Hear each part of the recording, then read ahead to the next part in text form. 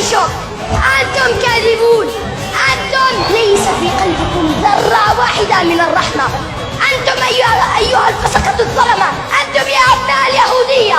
والله والله والله سنحرر فلسطين، والله سنسجد ركعات شكر لله، ولكن في المسجد الأقصى إن شاء الله سنحرر فلسطين. وسنطردكم وسندوس على آخر جثة صهيوني لعين في غزة بأرجلنا الشريفة، سندوس عليكم.